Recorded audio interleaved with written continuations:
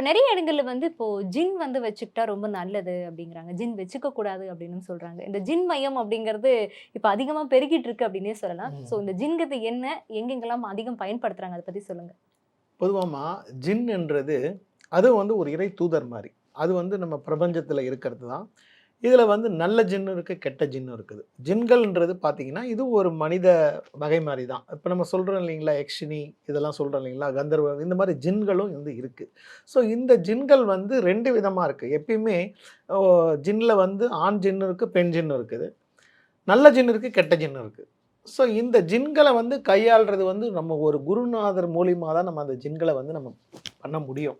அதுக்கு மந்திர முறைகள், அத எப்படி வசியம் பண்றது, எல்லாமே வந்து இருக்கு. இது கொஞ்சம் ஆபத்தானதும் கூட.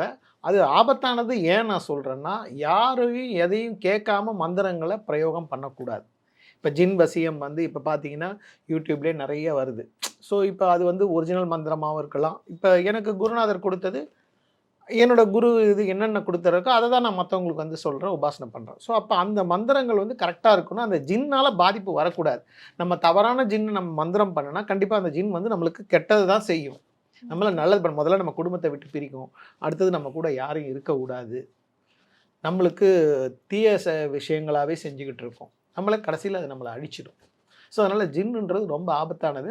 ஆனா, அத கரெக்ட்டான குருநாதர் மூலியமா நம்ம அத வந்து வசியப்படுத்தி, அந்த ஜின் மூலியமா நம்ம நெறைய பலன் அடையலாம். ஓகே. ஜின் அப்படி கூட இருந்து என்னென்ன விஷயங்கள்லாம் பண்ணும்? ஏன்னா, இப்ப நீங்க சொல்ற விஷயங்கள்லாம் பார்க்கும்போது, எனக்கு திரைப்படங்கள்ல பார்க்குற மாரி இருக்கு. பக்கத்துல இருந்து ஒருத்தவங்க பேசுவாங்க. ம். கண்ணுக்கு தெரியாம இது பண்ணுவாங்கங்கிறது. அப்ப ரியாலிட்டில இது எந்த அளவுக்கு வேல பாக்குது? கண்டிப்பா ஜின் வந்து வசியமாகறதுமா, அதுவும் நம்மளுடைய வந்து முன்ஜென்ம தொடர்புன்னு கூட சொல்லலாம்.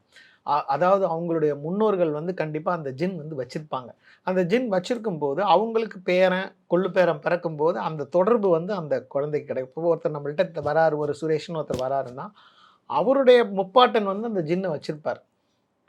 ஸோ, அப்ப அந்த ஜின் வச்சிருக்கும்போது, அந்த ஜின் வந்து அவரு யூஸ் பண்ணி விட்டுட்டு அவரு மரணம் ஆனதுக்கப்புறம் அந்த ஜின் அவங்க குடும்பத்த காக்கும். கண்டிப்பா காக்கும். விட்டு போயிடாது.